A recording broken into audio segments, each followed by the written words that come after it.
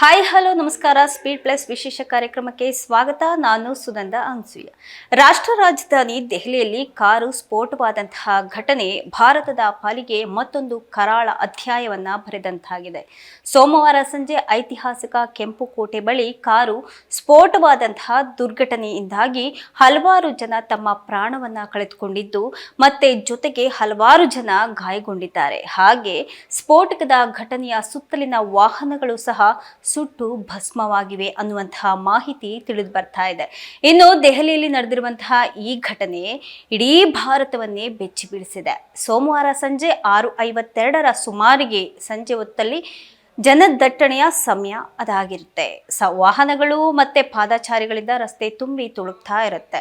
ಕೆಂಪುಕೋಟೆಯ signal ಬಳಿ ವಾಹನವೊಂದು ನಿಧಾನವಾಗಿ ಚಲಿಸ್ತಾ ಬರ್ತಿದ್ದು car ಒಂದರಲ್ಲಿ 3 ವ್ಯಕ್ತಿಗಳು ಇದ್ರು ಅನ್ನುವಂತಹ ಮಾಹಿತಿ ಕೂಡ ಸಿಗ್ತಾ ಇದೆ. ಕೆಂಪುಕೋಟೆ ಬಳಿ ಲಾಲ್ ಕಿಲಾ ಅನ್ನುವಂತಹ ಒಂದು ಮೆಟ್ರೋ ಸ್ಟೇಷನ್ನ ಗೇಟ್ ನಂಬರ್ 1 ಹೊರಗೆ ಈ ಘಟನೆ ನಡೆದಿದ್ದು ಈ ಕೃತ್ಯದಲ್ಲಿ 9 ಜನ ಪ್ರಾಣವನ್ನ ಕಳೆದುಕೊಂಡಿದ್ದಾರೆ. ಕನಿಷ್ಠ 20ಕ್ಕೂ ಹೆಚ್ಚು ಜನರು ಗಾಯಗೊಂಡಿದ್ದಾರೆ. ಕಾರು ಸ್ಫೋಟ ಆಗ್ತಿದ್ದಂತಹ ಅಕ್ಕಪಕ್ಕದ ವಾಹನಗಳಿಗೂ ಸಹ ಅಲ್ಲಿ ಬೆಂಕಿ ಹತ್ಕೊಂಡಿದೆ ಅಂತ ಗೊತ್ತಾಗ್ತಾ ಇದೆ. ಇನ್ನು ಸ್ಫೋಟ ಸಂಭವಿಸಿದಂತಹ ಒಂದು ಕೆಲವೇ ಕ್ಷಣಗಳಲ್ಲಿ ದೇಶದ ಹಾರ್ಟ್ ಲ್ಯಾಂಡ್ ಆದಂತಹ ಡೆಲ್ಲಿ ಹೈ ಅಲರ್ಟ್ಗೆ ಕೂಡ ಜಾರಿದೆ. ಸ್ಥಳಕ್ಕೆ ಓಡಿ ಬಂದಂತಹ ಅಗ್ನಿಶಾಮಕ ದಳ ಮತ್ತೆ ದೆಹಲಿ ಪೊಲೀಸರು ಬೆಂಕಿಯನ್ನ ನಂದಿಸೋದಕ್ಕೆ ಹರಸಾಹಸವನ್ನೇ ಪಟ್ಟಿದ್ದಾರೆ. ಅಷ್ಟೊತ್ತಿಗೆ ಫೋರೆನ್ಸಿಕ್ ಟೀಮ್ ಕೂಡ ಅಲ್ಲಿಗೆ ಬರುತ್ತೆ. ಸ್ಥಳದಲ್ಲಿ ವಸ್ತುಗಳನ್ನ ಸಾಕ್ಷಿಗಾಗಿ ಸಂಗ್ರಹ ಮಾಡುವಂತಹ ಕಾರ್ಯವನ್ನ ಸಹ ನಡೆಸುತ್ತೆ. ಕೃತ್ಯಕ್ಕೆ ಯಾವೆಲ್ಲ ಸಾಮಗ್ರಿಗಳನ್ನ ಬಳಸಲಾಗಿದೆ ಅಂತ ಕೂಡ ಫೋರೆನ್ಸಿಕ್ ಟೀಮ್ ಪತ್ತೆ ಹಚ್ಚಿದೆ. ಹಾಗೆ ಇನ್ನು ನ್ಯಾಷನಲ್ ಇನ್ವೆಸ್ಟಿಗೇಷನ್ ಏಜೆನ್ಸಿ NIA ಗುಪ್ತಚರ ಇಲಾಖೆ ಕೂಡ ಸ್ಥಳವನ್ನ ಸೀಲ್ ಮಾಡಿ ತನಿಖೆಯನ್ನ ಆರಂಭ ಮಾಡಿದೆ. ಕಾರುಗಳು, ಆಟೋಗಳು ಸೇರಿ ಸುಮಾರು 22 ವಾಹನಗಳು ಹಾನಿಗೊಳಗಾಗಿದೆ ಅಂತ ಪ್ರಾಥಮಿಕ ವರದಿಯಿಂದ ಗೊತ್ತಾಗ್ತಾ ಇದೆ. ಇನ್ನು ಈ ಸ್ಫೋಟ ಉಗ್ರರ ಯೋಜಿತ ಆತ್ಮಾಹುತಿ ದಾಳಿನ ಅಥವಾ ಸ್ಫೋಟಕ ಸಾಗಿಸ್ತಾ ಇದ್ದಂತಹ ಸಮಯದಲ್ಲಿ ಆಕಸ್ಮಿಕವಾಗಿ ಸಂಭವಿಸಿರುವಂತಹ ಒಂದು ಘಟನೆನ ಅನ್ನೋದು ಸಹ ಇನ್ನು ಗೊತ್ತಾಗಬೇಕಾಗಿದೆ.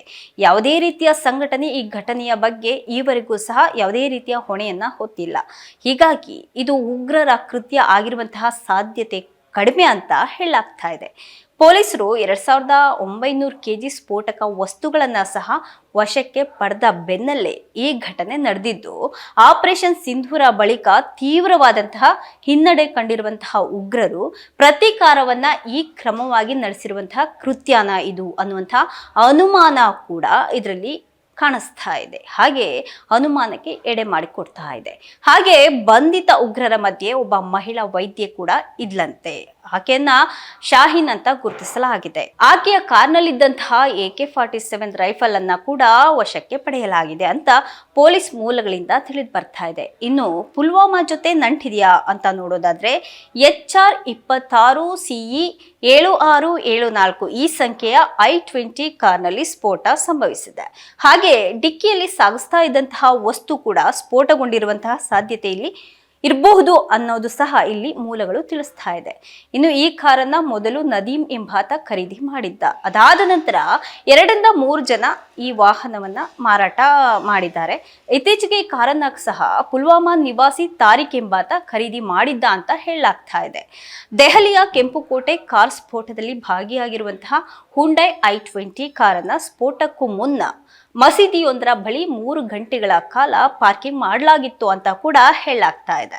ಮಸೀದಿಯ ಪಾರ್ಕಿಂಗ್ ಸ್ಥಳಕ್ಕೆ ಮಧ್ಯಾಹ್ನ 3:19ಕ್ಕೆ ಪ್ರವೇಶ ಮಾಡಿ ಸಂಜೆ 6:48ಕ್ಕೆ ಅಲ್ಲಿಂದ ಹೊರಟಿರೋದು ಸಹ CCTV ಫುಟೇಜ್ ನಲ್ಲಿ ಪತ್ತೆಯಾಗಿದೆ. ಇನ್ನು ದೆಹಲಿ ಸ್ಫೋಟ ಪ್ರಕರಣದ ಆತ್ಮಹತ್ಯಾ ಬಾಂಬರ್ ಅಂತ ಶಂಕಿಸಲಾಗಿರುವ ಡಾಕ್ಟರ್ ಉಮರ್ ಮೊಹಮ್ಮದ್ ಎಂಬಾತನ ಮೊದಲ ಚಿತ್ರ ಕೂಡ ಇದೀಗ ಬಹಿರಂಗಗೊಂಡಿದೆ.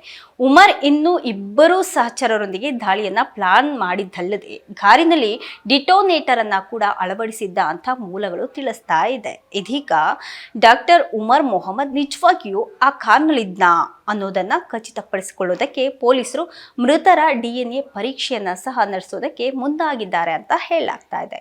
ಇದಾಗಿತ್ತು ಇವತ್ತಿನ ವಿಶೇಷ. ನಿರಂತರ ಸುದ್ದಿಗಾಗಿ ನೋಡ್ತಾ ಇರಿ ಸ್ಪೀಡ್ ಪ್ಲಸ್ ಕರ್ನಾಟಕ.